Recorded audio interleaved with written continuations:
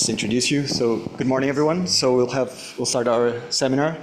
And so today it's a pleasure to have Sebastian White, who is a high energy physicist, but also was a radio amateur growing up in the New York area. And that's where he first heard about Nikola Tesla. And then later on, through a New York Times article on Tesla's lab, he learned about his the friendship and collaboration of his great-grandfather with Tesla. And so he's now a science advisor to Wardenclyffe, which it's a museum that's being built to honor Tesla in Tesla's lab. He studied physics at Harvard, received a PhD from Columbia for work on the first Hadron Collider, the CERN ISR, and he then performed experiments at all 5 Hadron Colliders. So this is an exercise for the students.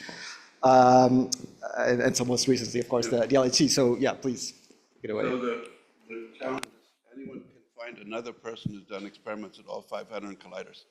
It's hard to find because one of the Hadron Colliders is a heavy ion collider, and most people don't switch back and forth between things. So anyway, I'm happy to prepared a talk here today, which includes a film that I was peripherally involved in, which I'm going to show an excerpt from, which has a lot of material in it. So I'm going to leave that as something which we'll look at the end for about half an hour or so. But in the film, I'd like you to, 2 questions you might want to ask yourself. One is, what was Nikola Tesla's role in the development of radio? Remember, the early days of radio were really incredibly lively.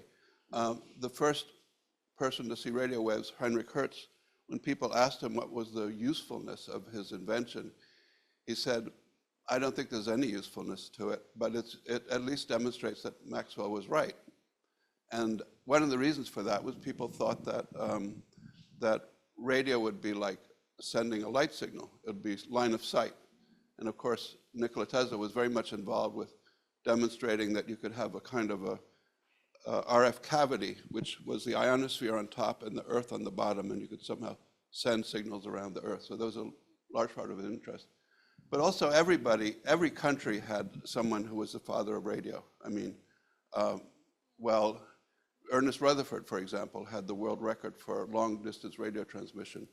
Russians tell me that they had a guy called Popov who invented the radio, so on and so on. The irony is that the Italians would probably say Marconi. And the fact is that the Italians didn't help Marconi very much at all. The only reason he was so successful was he had a rich mother from Britain who was an heiress. Her family owned Jameson whiskey. And so he had a lot of success in getting funding in England. The Italians sort of abandoned him, so it's somewhat ironic. But the other question that you might want to ask yourself when you see this short film is, did the fact that Marconi had so much success, that he made the first radio transmission, that he had people involved in the Titanic sinking, he was so successful that it sort of took the wind out of Tesla's sails, and he moved to this obsession with free wireless power for all around the Earth, which was a kind of a very idealistic thing. And maybe it was partly because he was defeated in the race for radio with Marconi. So those are 2 questions you can ask yourself. But what I want to do in this talk is, in this short introduction that I give you before this film, is to talk about the amazing world that in Tesla's adopted country. He arrived in America not that long after Maxwell's famous papers, and he had internalized Maxwell's science, and it led to a number of things, including AC power. He was very much involved with the Niagara Falls project and so on. And he had amazing associations with all kinds of people. With Mark Twain was a friend of his, Fauré, the composer. It was very much part of this what we call the American Renaissance in America. So that's what I will talk about briefly in the beginning, and then we'll go to this video. I did want to make some comments connecting to the world today, doing things similar to what Tesla had in mind in this big dream. There is this interest in extreme low frequency radio, which had been exploited a lot by the military. The idea you could communicate with submarines underwater and stuff like that. That's very much like what this resonant frequency that he was seeking, where you had the RF cavity between the ionosphere and the Earth. That was very much the same frequency range. And this is a place in Clam Lake, I forget where it is, like Ohio or someplace in America. But there are also transmitting stations in US, Russia, India, and so on. So there is a connection, let's say, in things that are done today. Then the other thing, of course, is radio frequency power. I mean, Tesla had an idea. It was partly harnessing, that you could have a radio antenna and capture the energy that's in the airwaves from lightning storms, all this kind of stuff.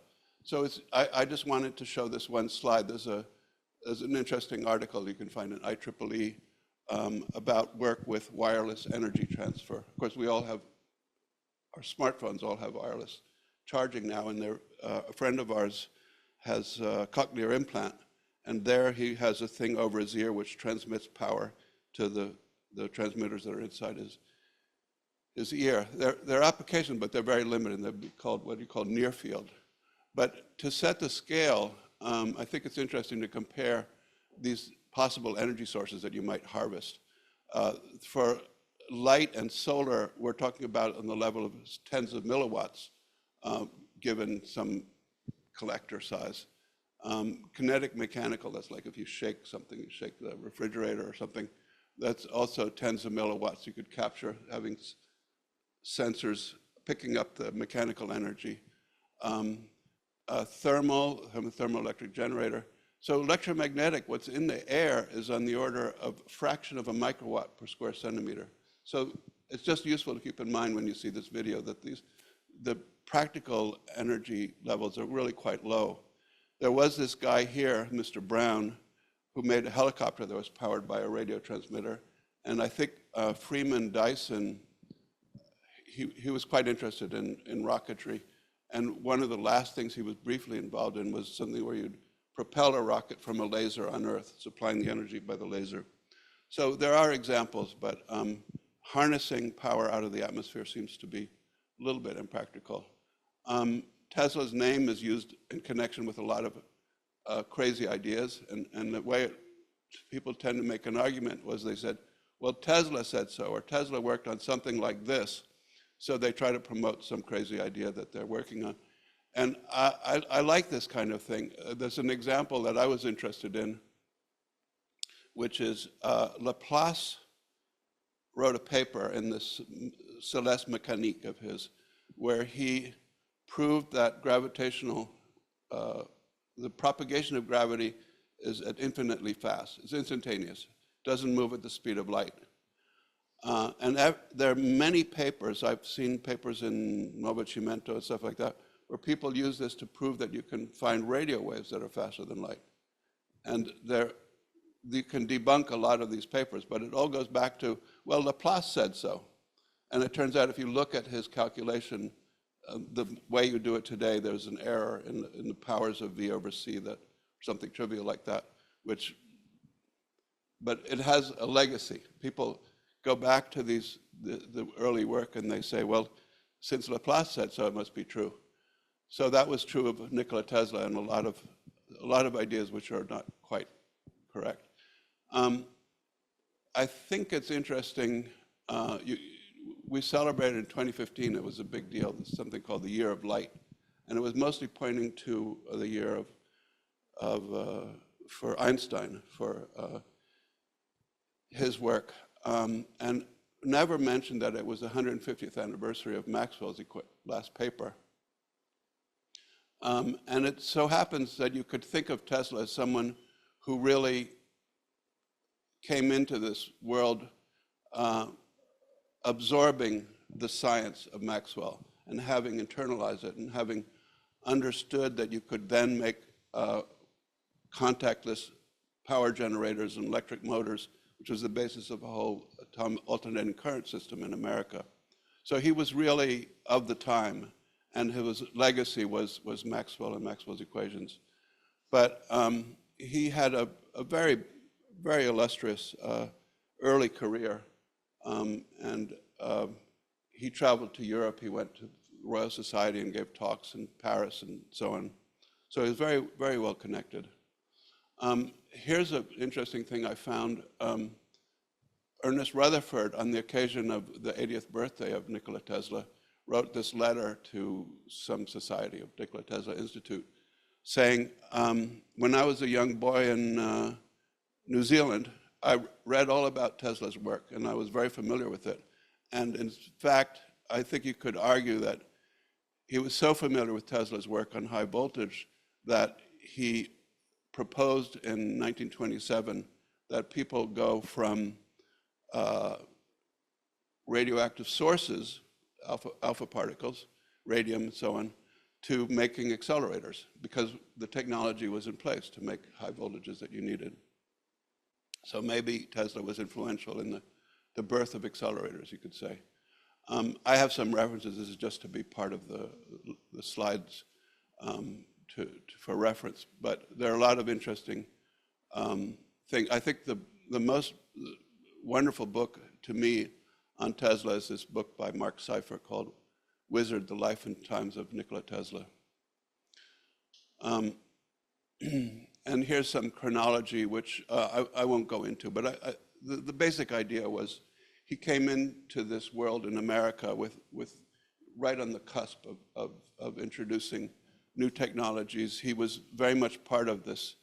They won the contract to do the Columbia World Exposition that I'll talk about in a minute, which was like the showcase of America on the 400th anniversary of the birth of the United States. Columbus's discovery of America, not the birth of the United States. And also Niagara Falls, which is obviously an important power station in America. And all these guys would come and visit. Von Helmholtz and Lord Kelvin came and saw his demonstrations at the Columbia World Exposition. And it was 1895, and that's probably what Rutherford was referring to, that this guy Martin published a compendium of the writings of Nikola Tesla to popularize his work. So here's, to me, this picture symbolizes what I would call the American Renaissance. This was, in 1893, the United States decided to showcase how America had now finally come into its own with enormous developments in the arts and architecture and science. And interestingly, so my great-grandfather, Stanford White, designed one of these pavilions. I don't remember which one. But this was an incredible showcase of electrical things, for example. It was all wired, AC wiring by Nikola Tesla. But there were even, people have used moving carpets in the airports, or like a escalator. There were moving carpets everywhere, electrically run. There were gondolas and boats that were driven by electricity. And it was an incredible demonstration of sort of America's arrival in this new age. Another thing that was going on in the same time, as in conjunction with this Columbia World Exposition, was a kind of a kind of conference on world religions held in Chicago. So this is when Vivekananda came to Chicago and introduced the West to yoga and the teachings of his famous mentor. And there was some connection between Tesla and Vivekananda, but I don't remember exactly what they said to each other. But it was a very rich time in America. And now I want to give you some of the figures. Because of his friendship with John Jacob Astor, Tesla had a kind of a free pass to take one of the rooms of the Waldorf Astoria Hotel, which was owned by Astor. And among the people that he saw and associated with is Henry Clay Frick. People must know the Frick Museum in New York. I think Tesla dated Frick's daughter and took her out to dinner and stuff like that. This guy, John Bedamillion Gates, was a kind of notorious gambler. And there are a lot of stories you could tell about him. But basically, an example is he had a famous poker game that he would have on the train between Chicago and New York, where he was doing business. And one day, the poker game wasn't finished when they arrived in New York, so they took them all up to his hotel room in the Waldorf Astoria, and they were continuing to play the game, and then they were looking out the window at the rain, and somebody noticed that there were 2 drops going down the window, and John bet $1 million said, "I'll bet you that the one on the right gets to the bottom before the other. I'll bet you $100,000 on the raindrop." So he bet on everything. He was kind of a notorious American. So this is John Jacob Astor. He was quite close friends with Tesla, partly because he imagined himself being a science fiction writer, and he was just interested in the science. So he would go to Tesla's lab. And then he created a scandal by divorcing his wife and marrying a much younger woman. And to escape from the scandal, they both took a trip to Europe. And then she became pregnant, and so they came rushing back to America to have the baby in America. And unfortunately, they came on the Titanic. So that was a crucial blow for Tesla, because this guy who supported him, was basically gave him a free pass in the hotel, and had supported him in some of his research, suddenly was gone in 1912. Another associate was Morgan. I won't say much about him. You'll see about him in this film clip. But he was the man that Tesla turned to fund the Wardenclyffe Laboratory. Then there was my great-grandfather, Stanford White, who had a big architectural firm with these 3 people. There's McKim, Mead, and White. That was the name of his firm. You'll see in the movie that he designed Tesla's laboratory, and they had a lot of time spent together. This is his son, my grandfather's, Larry White, who was the aide-de-camp of Woodrow Wilson. So this gives you an idea of what I would call the American Renaissance in art and architecture. This was if you visit the Armory on Park Avenue in New York, there's this incredible area which was created by Stanford White when he was only 27. Louis Comfort Tiffany is famous for Tiffany glass, and the Herder brothers were amazing for woodworking and all the architecture around that time in New York. But it's just an amazing tour de force, and it's currently being restored by Herzog and de Meuron. Here's just another picture of the restoration work going on in there. This is a letter from my grandfather saying that he spent a lot of time in Tesla's lab when he was a boy, watching him hold Crookes tube with 1 million bolts going through his body and stuff like that. But there was also a connection with other parts of the family by Tesla. So there's some things that you would think would be close. Many people may have heard of Pupin. If you were at Columbia University, as I was as a graduate student, the physics laboratory is called Pupin Laboratory. This is Mikhail Pupin, who was from, I believe, I can never tell, Serbia or Croatia, one of the two. But anyway, clearly a lot to identify with Tesla. His inventions more had to do with Lub constant delay lines, power transition, not wireless, but over wire. And so he was, you would think, quite close. He'd done things with radio and X-rays. But in fact, he and Tesla didn't really talk to each other. Tesla sort of kept his distance from him. And then when Pupin was dying in the hospital, Tesla visited him. That was sort of their reconciliation. This again is my great-grandfather, Stanford White, and the sculptor, Augustus St. Gaudens, all very close to Tesla. You might say there was a period, and that's the depressing part of the movie where I'm going to stop, between Stanford White was shot by a jealous husband in 1906. St. Gaudens died in 1907, and then John Jacob Astor died in the Titanic in 1912. So Tesla lost a lot of his close and there was a period there where he lost a lot of his close associates. And that was the period where he was building his laboratory. I just show this as a last slide. This is representative of the kind of work of Augustus St. Gaudens. This was a relief that he made for my great-grandfather's wedding of his wife. It's a beautiful bronze relief and set in wood. And this is a medal that St. Gaudens made of commemorating a trip to Europe that he and Stanford White and Charles Fallon McKim made in, who knows, 1900 or something like that. So I think this is a good place to stop. I've tried to introduce you to the scene in America where Tesla came about. And now we're going to switch to the movie. And we might even have a few minutes at the end for discussion. So I don't need this microphone on anymore.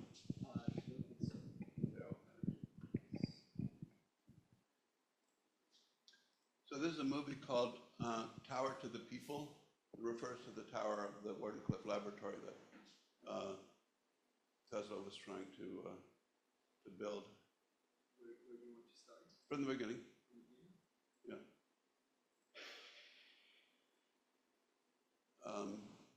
Does this come down? This? Yeah.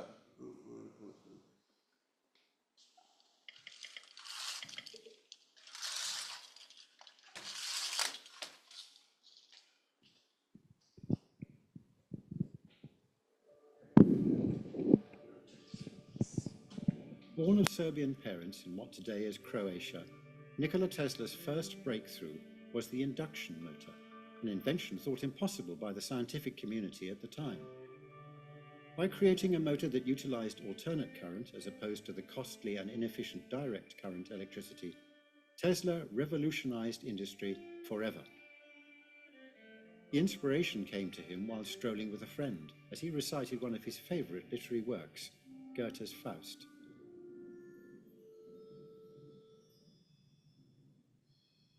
In a remarkable feat, along with the induction motor, Tesla patented the